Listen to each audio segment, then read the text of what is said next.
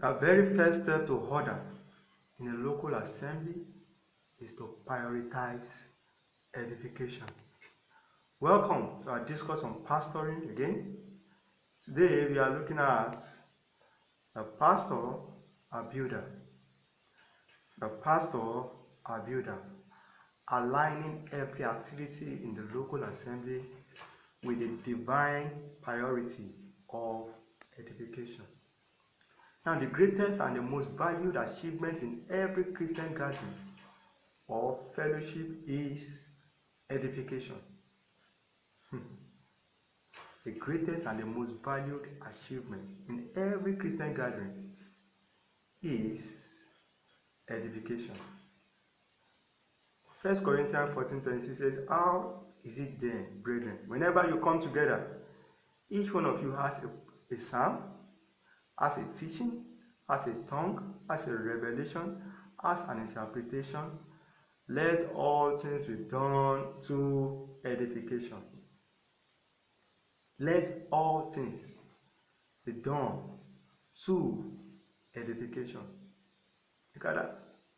Whatever we are doing, as we gather together in the local assembly, the goal of all we are doing must be edification. 2 Corinthians 12 verse 19 says, "Again, you think that we excuse ourselves to you? We speak before God in Christ. But we do all things, beloved, for your edification." We do all things for your edification. Apostle Paul is saying, myself, other apostles, elders, pastors, leaders, we do all things for your edification. So the most valuable achievement whenever we gather together is edification, to see that we are edified, the body of Christ is edified. Now, if edification is that important, it is good that we find out what it is. Edification means to build up, to nourish, to strengthen, to establish, to enlighten, to encourage, and to make people more like Christ, to make us mature, to make people mature, to become more like Christ. That is the meaning of edification. Now, the yardstick to determine the value of administrative structure, custom, tradition in a Christian assembly is edification. How do you know whether the administrative structure you are adopting is right, is good, is useful? How do you know whether the custom and traditions you are adopting as a church is right or useful? The yardstick is edification. Is it bringing about edification or not? If it is not bringing about edification, then it is hindering edification. And the best thing you can do is to discard it. 1 Corinthians 10:23 says, "All things are lawful for me, but not all things are helpful. All things are lawful for me, but not all things edify." Look at that. I can do all things. I can do anything. I can adopt custom. I can adopt traditions. I can set up administrative structure the way I like. But not all are helpful. I need to ask, are they helpful? Are they edifying? That is the yardstick. If they are not edifying, then they are going to hinder edification. And that will be working against the purpose for which this church exists. And so it should be discarded. Now, when in personal communion with God, the focus can be personal edification. However, in corporate worship, the focus must be the edification of the body of the church. When you are praying personally, spending personal time with God, you can focus on your own edification. In other words, it is okay if only you is getting edified. But whenever we come together, it is not enough that you are edified. You have come with a song, you have come with a sound, you have come with a teaching, you have come with a revelation, you have come with interpretation, you have come with tongue. Whatever it is you came with to the local assembly, the focus must shift from you, from your own edification, to the edification of all. Apostle Paul addressed that in 1 Corinthians chapter 4. He said, "But he who prophesies speak edification and exhortation and comfort to men. He who speaks in a tongue edifies himself, but he who prophesies edifies the church. I wish you all speak with tongues, but even more that you prophesy. Prophesy, for he who prophesies is greater than he who speaks in tongues, unless indeed he interprets, that the church will receive edification. Romans 14 verse 19 says, therefore let us pursue the things which make for peace, and the things by which one may edify another. So, when we come together, our focus must be corporate edification. It is not enough that I am edified. It is more important that we all in that gathering get edified. Anything that will not edify all of us will be counterproductive. That is what Apostle Paul is emphasizing there. So, edification is more important than knowledge and the display of knowledge. Yeah. 1 Corinthians chapter 8 verse 1 says, now concerning the things offered to idols, we know that all have knowledge. We all have knowledge. Yes. But knowledge puffs up. But love edifies. Love, walking in love, will bring about edification. As good as knowledge is, knowledge must not replace edification. That's what the scripture is saying. Edification is more important. Romans 15:2 says, let each of us please his neighbor for his good, leading to edification. Yes. Love will make us focus on edifying the rest, and not just making a show of the knowledge we have. And it is very important because education is far more important than knowledge. Education is more important than gifts, whether spiritual or natural, and they are displayed. 1 Corinthians 14:12 says, even so you, since you are zealous for spiritual gifts, let it be for the education of the church that you seek to excel. Wherever the gifts you have, spiritual gifts, that natural gifts, even ministry gifts, it must be for the edification of the church.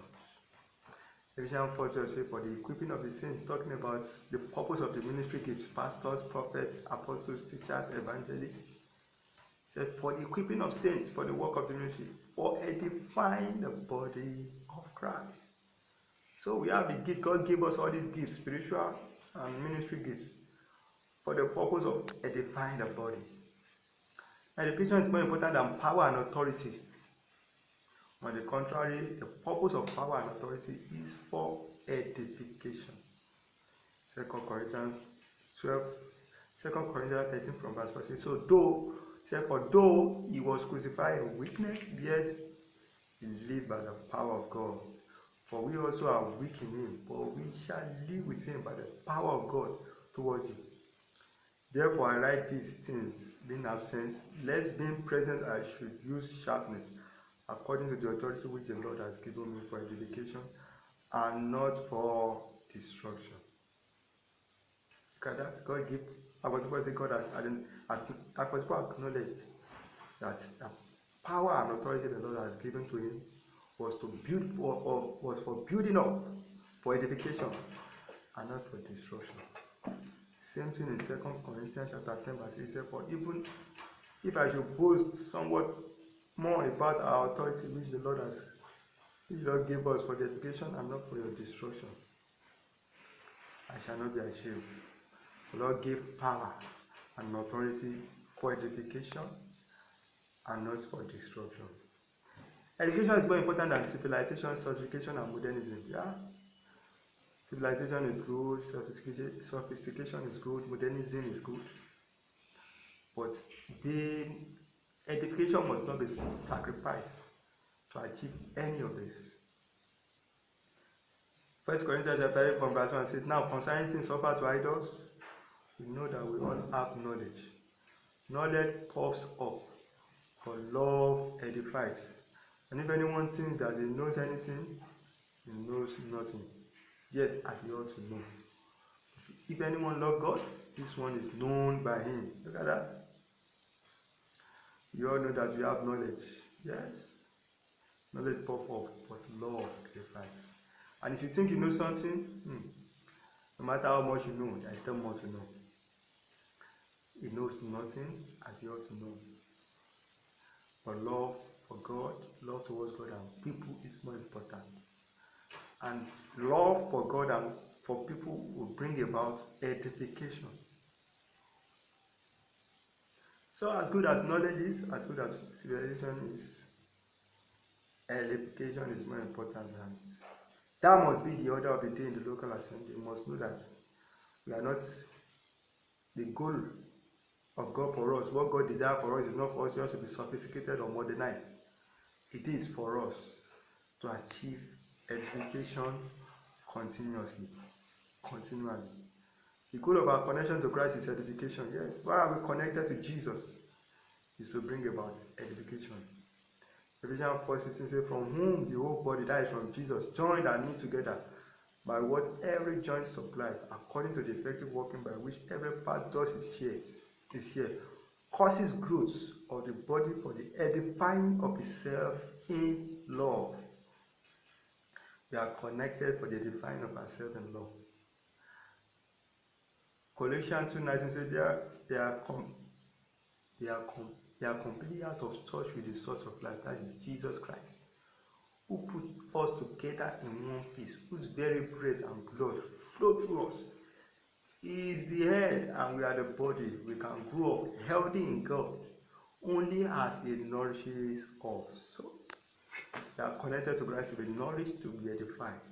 The end product of worship and our communion with God is edification. Yes, when we spend time with God, whether individually or in corporate fellowship, the result is that we get edified. He who speaks in tongues edifies himself. The goal of Christian communication is edification. Yes.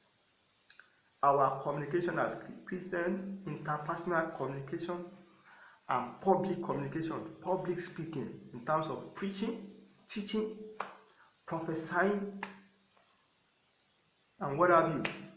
The goal is edification.